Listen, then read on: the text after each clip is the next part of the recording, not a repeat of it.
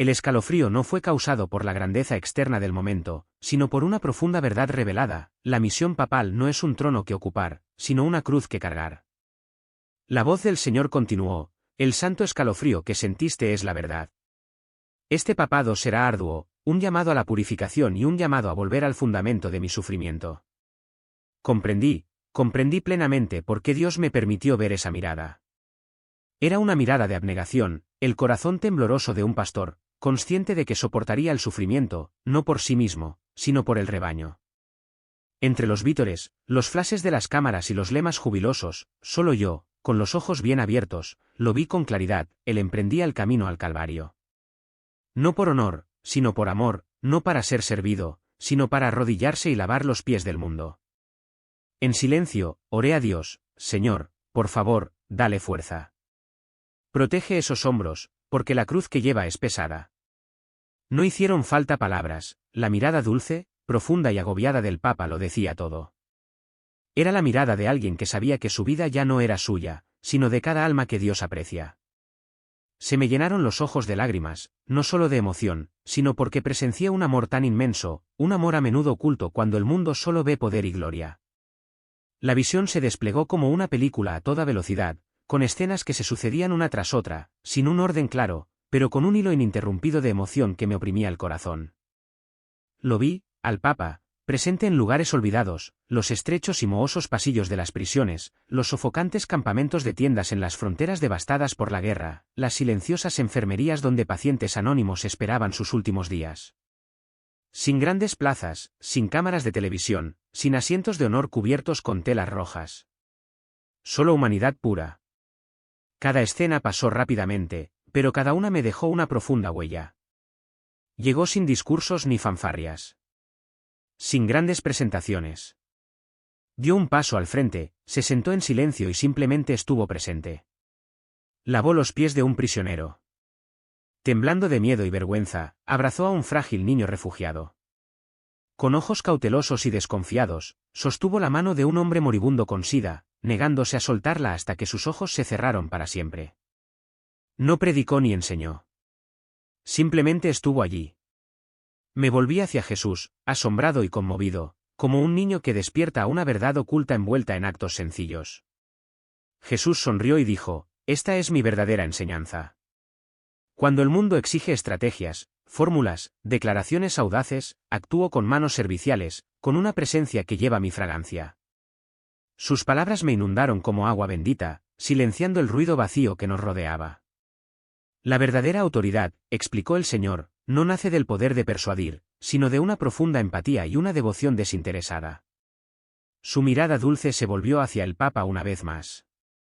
El mundo de hoy no anhela teorías, sino una auténtica plenitud espiritual. Cuando un pastor entrega su vida en tales actos, el Evangelio se hace carne y camina entre los desolados. Lo vi, el Evangelio no hablado, sino encarnado.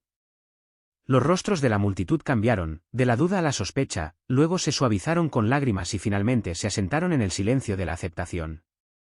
El Evangelio vive en pequeños gestos: un abrazo, una pregunta sincera, un corazón que escucha. Al mirarlo, me di cuenta de que no solo había hablado del Evangelio, sino que se había convertido en el Evangelio. La última imagen que vi fue la de él saliendo silenciosamente de un campo de refugiados. Sin multitudes de despedida, sin manos que lo saludaban, solo un niño pequeño corriendo tras él, agarrándole la camisa y preguntándole: ¿volverás, padre? Se inclinó, acariciando suavemente el cabello del niño, con los ojos llenos de lágrimas, sin promesas, sin palabras grandilocuentes, solo una mirada que llegaba a lo profundo del alma.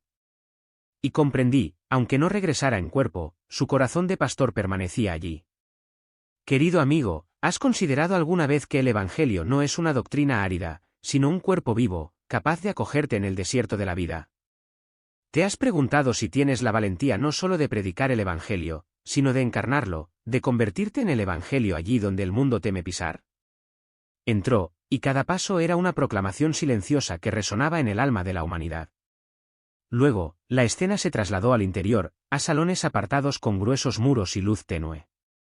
Vi cardenales, obispos, sacerdotes reverenciados y laicos intelectuales, no enojados ni gritando, ni condenando abiertamente, sino con la duda impregnada en sus voces, ojos y miradas cruzadas. No se enfrentaban con argumentos afilados, sino con insinuaciones y actitudes incómodas, como si su estilo fuera extraño, incómodo, incluso amenazante para la tradición. Los vi hablar con cautela sobre el cuidado pastoral, la fidelidad y la estabilidad de la Iglesia. Sin embargo, bajo estas palabras se escondía un miedo más profundo, el miedo a perder poder, posición y control.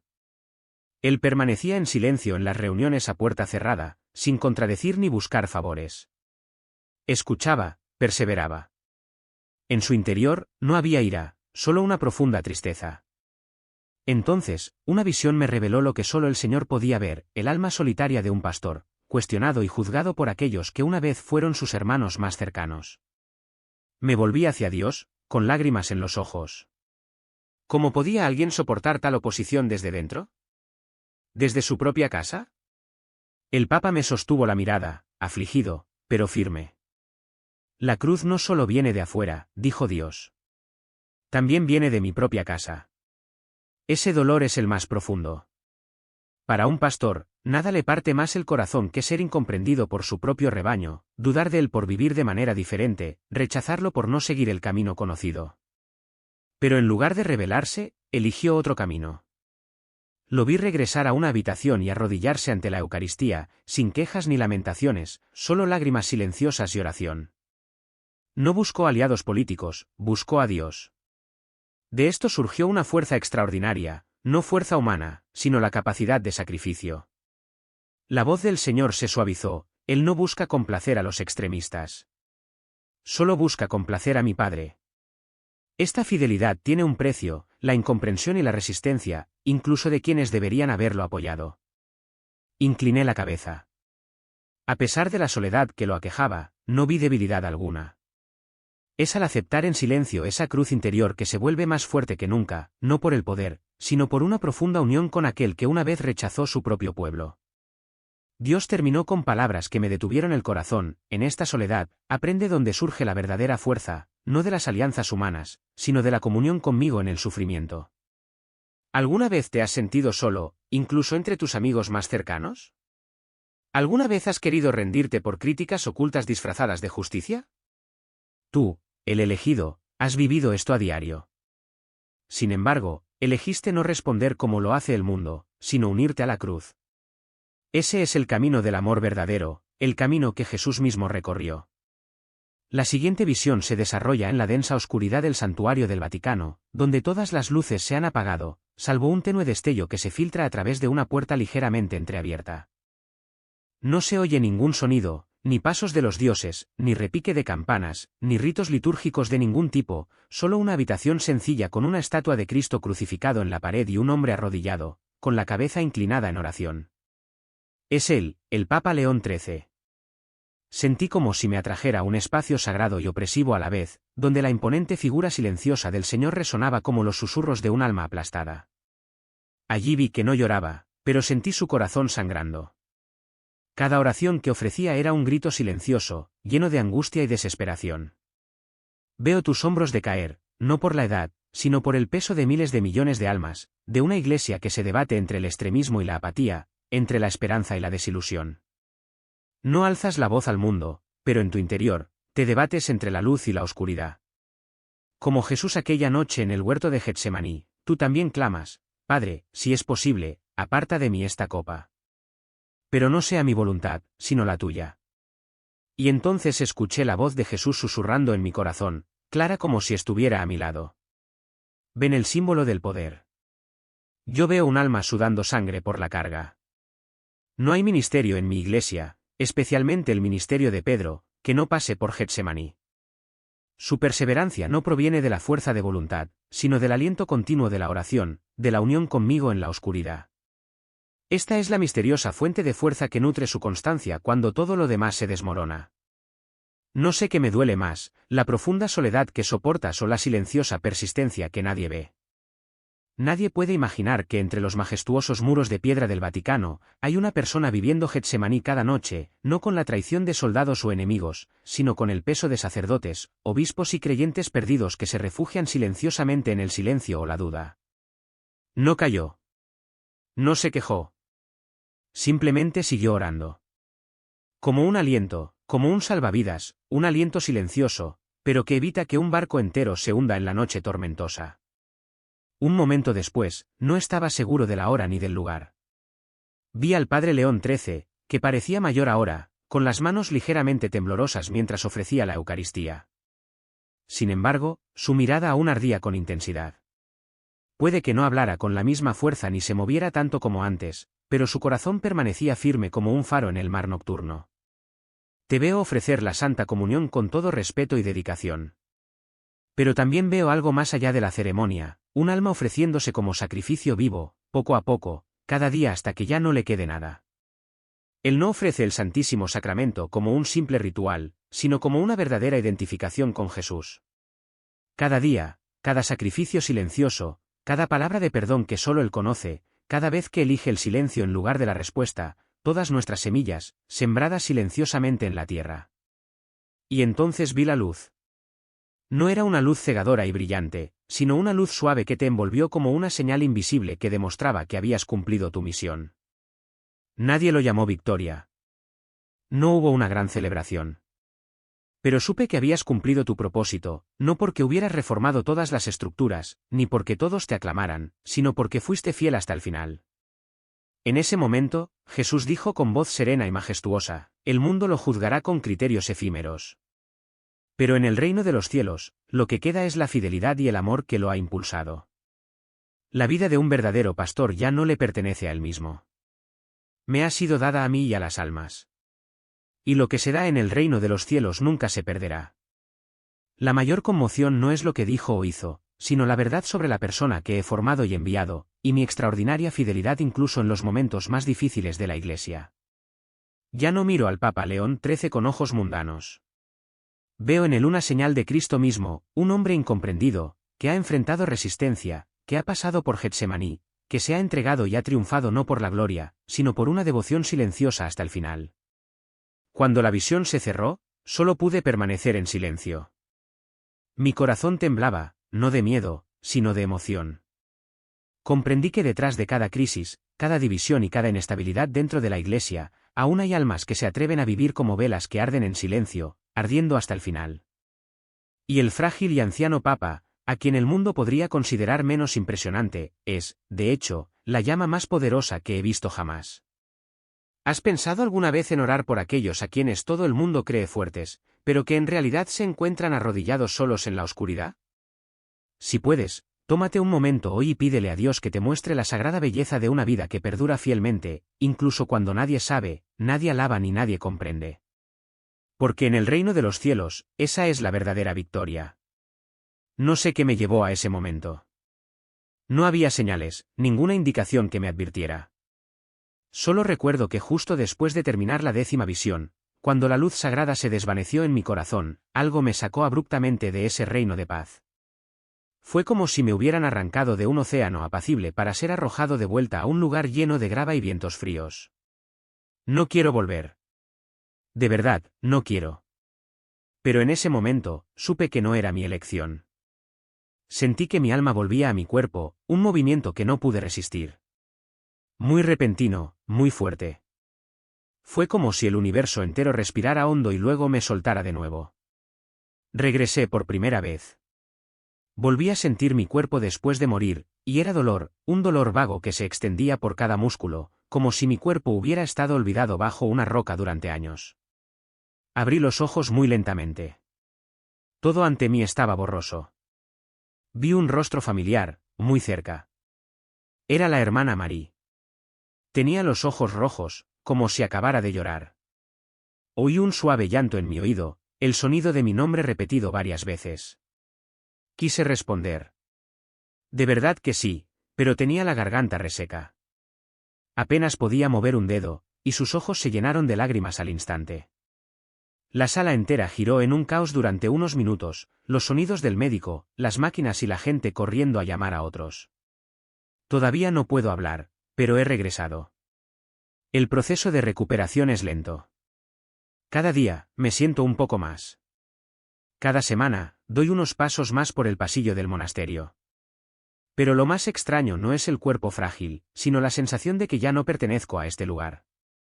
Lo veo todo como a través de dos capas de pantallas, una de realidad física y otra más profunda, donde todo tiene voz.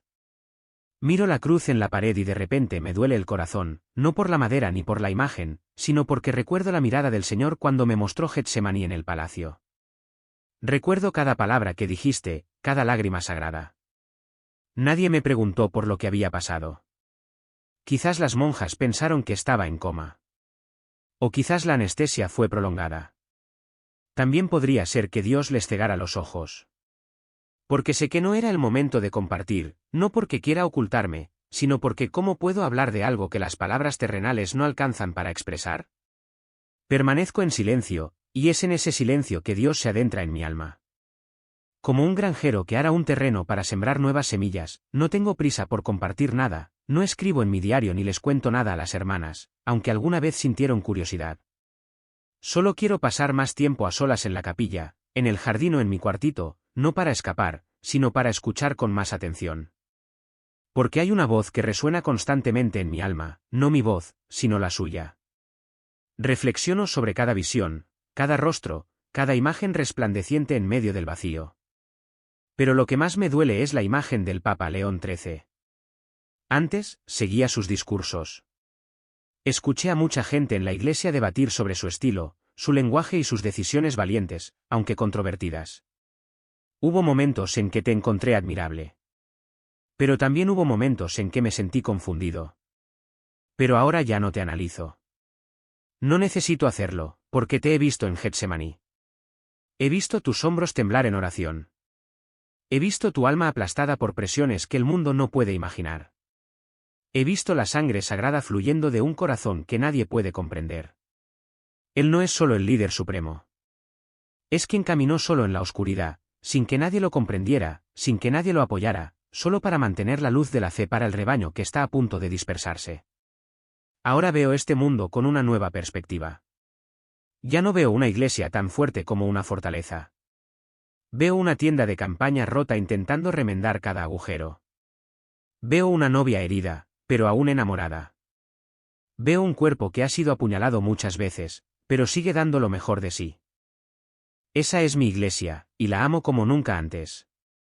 He comenzado a orar con una nueva urgencia, no por mí, sino para decir, Señor, por favor, no dejes que León XIII quede destrozado. Por favor, dale la fuerza para completar su camino. Y escuché a Dios responder en mi corazón, estás orando correctamente, pero también prepárate, porque te usaré para apoyarlo de una manera que no esperas. Sinceramente, no sabía qué significaba eso. Pero creo que ya no soy la hermana María de antes. Soy un alma que ha visto la verdad, que ha sido tocada por el misterio, y ahora intento vivir en el mundo sin olvidar mis raíces sagradas. Sé que me espera una nueva misión, una misión que no consiste solo en relatar lo que he visto, sino en vivir como si aún estuviera en esa visión. Ahora, después de todo lo que he presenciado, ya no es una vaga creencia. Es una convicción viva. Me atrevo a decir con toda sinceridad que el espíritu sigue vivo, respirando y abriéndose paso por cada grieta y resquicio de la iglesia. El Señor no siempre se manifiesta en rituales vibrantes ni proclamaciones audaces. A veces, el espíritu simplemente respira suavemente a través de una oración conmovedora en una capilla vacía. A veces, Él está en las manos arrugadas de un sacerdote anciano que ofrece misa en silencio cada mañana. A veces, es la lágrima silenciosa de una monja arrodillada para rezar que su vocación no sea olvidada entre innumerables otras llamadas. Y creo que el Espíritu Santo mantiene firme a León XIII en medio de la tormenta. Puede que lo malinterpreten. Puede que lo critiquen tanto dentro como fuera de la iglesia. Pero lo he visto inclinar la cabeza bajo la sombra del olivo por donde debe pasar todo verdadero líder. Al principio, tras mi regreso, no pude hacer mucho más que orar. Pero fue en la oración donde encontré fuerzas. Oré por el Papa, no como se ora por un líder, sino como se ora por un hermano que atraviesa la noche oscura de la fe.